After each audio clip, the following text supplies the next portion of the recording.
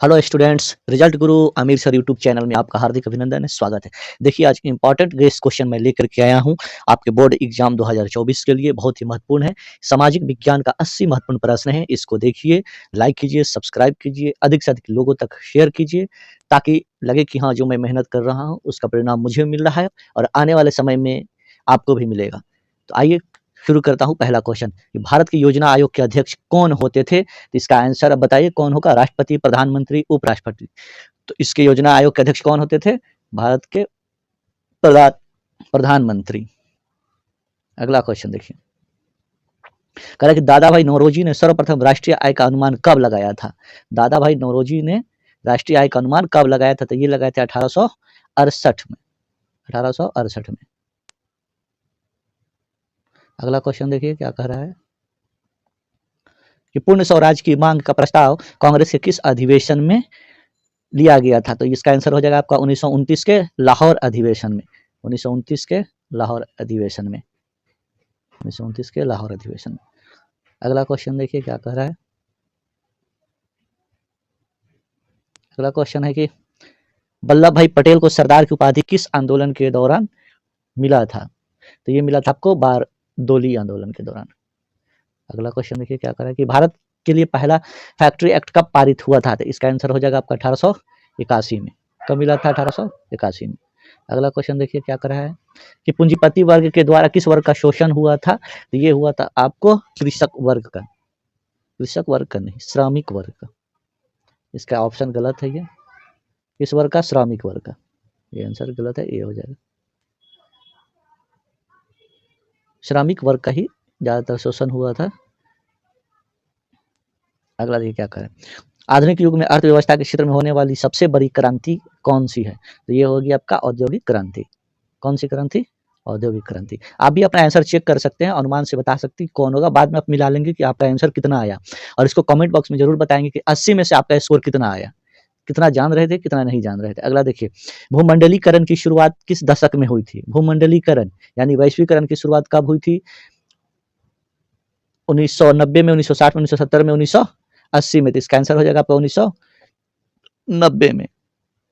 1990 में, 1990 के दशक में।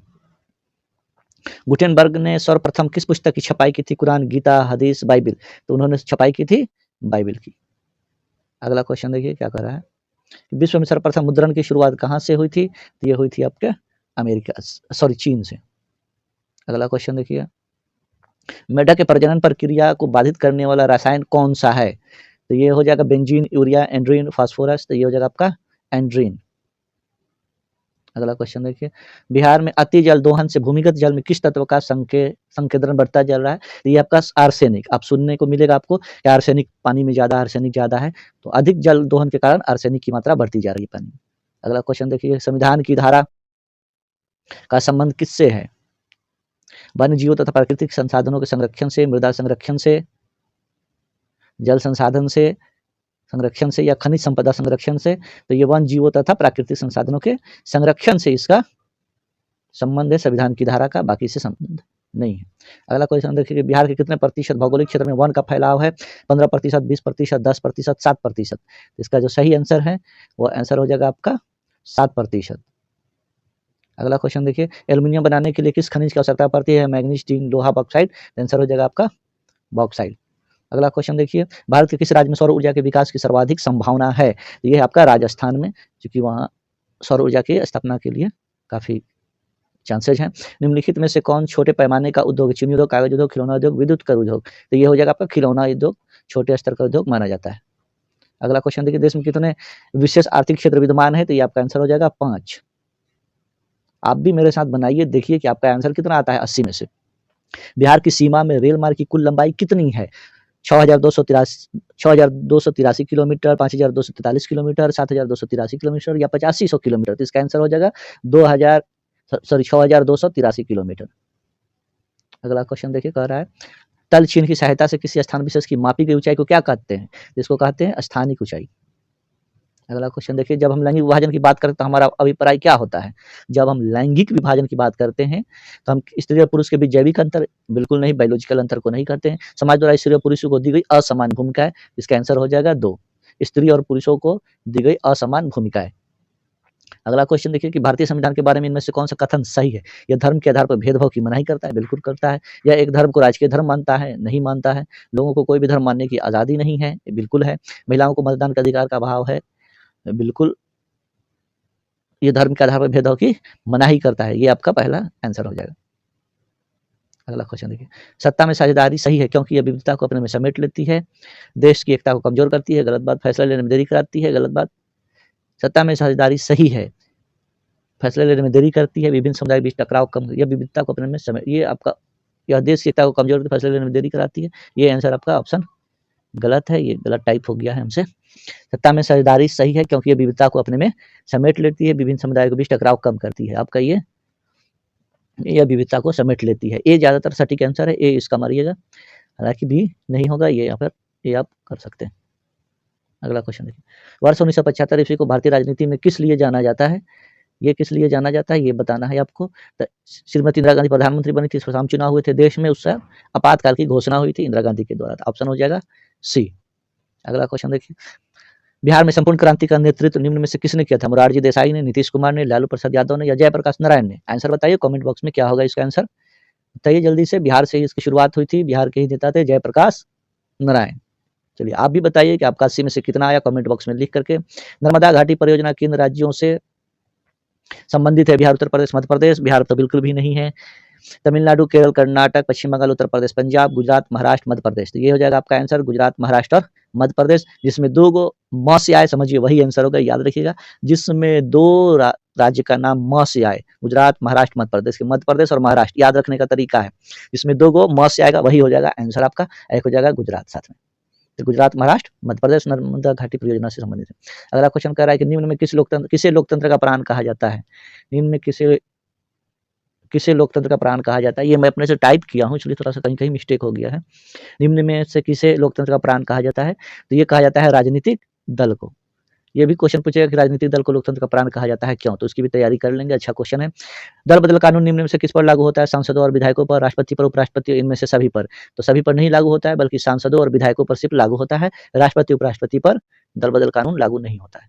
अगला क्वेश्चन देखिए, जनता दल यूनाइटेड यानी जदयू की पार्टी का गठन कब हुआ था? 1992 में, 1999 में, 2003 में, 2004 में। तो ये हुआ था 1999 में, इसकी स्थापना हुई थी 1999 में, याद रखिएगा। अगला क्वेश्चन देखिए, ऑप्शन आप, अगला एक निम्न में से कौन अर्थव्यवस्था के प्राथमिक क्षेत्र में सम्मिलित है? प्राथमिक क्षेत्र में कौन सा है?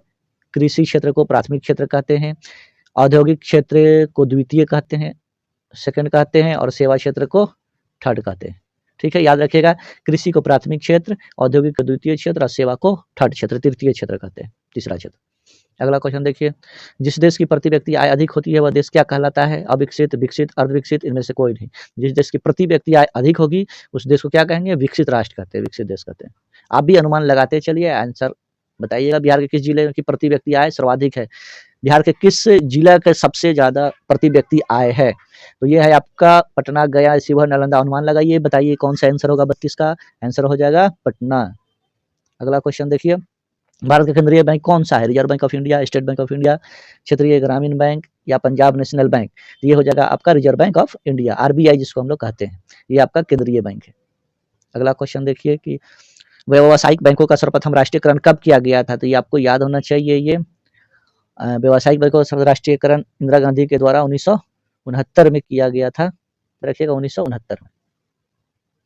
ऊर्जा के मुख्य स्रोत क्या है? कोयला, पेट्रोलियम, विद्युत, इनमें सभी?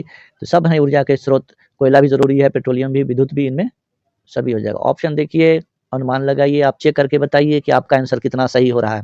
इनमें से कौन सी बहुराष्ट्रीय कंपनी है? Ford Motors, Samsung, Coca Cola, इनमें सभी। ये भी आपसे क्वेश्चन पूछ सकता है कि बहुराष्ट्रीय कंपनी से आप क्या समझते हैं, या बहुराष्ट्रीय कंपनी किसे कहते हैं? तो एक देश से अधिक देशों में जिस कंपनी स्थापित हो जाती है, वहाँ बिजनेस करने लगती है, उसे बहुराष्ट्रीय कंपनी कहते हैं।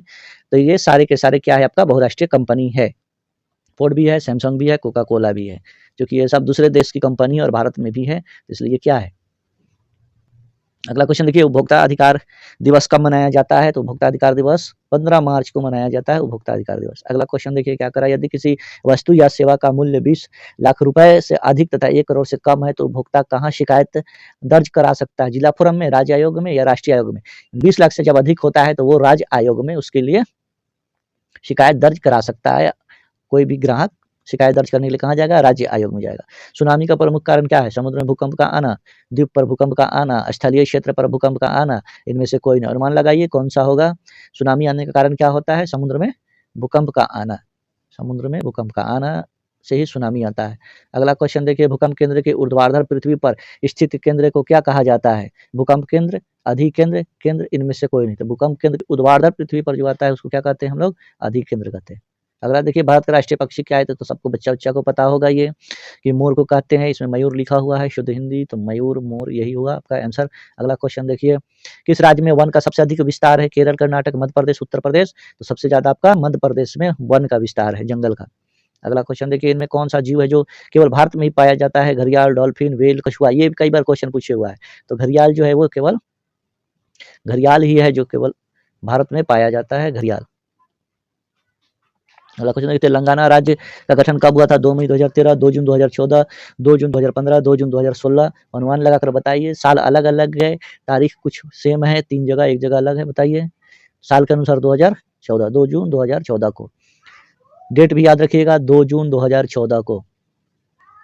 चरक का संबंध किस देश से था? तो चरक का संबंध आपको हिंदुस्तान से था, भारत से था चरक का संबंध। अगला क्वेश्चन देखिए, वन संरक्षण एवं प्रबंधन की दृष्टि वनों को एकत्रित किया गया है कितने वर्गों में? तो ये किया गया आपको 3 वर्गों में। कितने वर्ग में? 3 वर्गों में बांटा गया है। अगला देखिए, बिहार में कितने प्रतिशत भौगोलिक क्षेत्र पर वन का विस्तार है? तो मात्र 7% पर ही वन का विस्तार है, याद रखिएगा ये क्वेश्चन। अगला देखिए, वन स्थिति रिपोर्ट के अनुसार भारत में वन का विस्तार कितने प्रतिशत में है? वन रिपोर्ट के अनुसार भारत में, वो तो आपका बिहार में 7%, ये पूछ रहा है कि भारत में कितना है? तो ये आपका 20.55%, यानी ऑप्शन हो जाएगा बी। अगला क्वेश्चन देखिए, समझाने की धारा किसका किससे संबंध है? वन जीव तथा प्राकृतिक संसाधनों के संरक्षण से, मृदा संरक्षण से, जल संसाधन संरक्षण से, खनिज संपदा संरक्षण से। बताइए 49 का अनुमान लगाइए, आंसर कौन सा होगा? बताइए बताइए किसका संबंध? ये हो जाएगा आपका आंसर।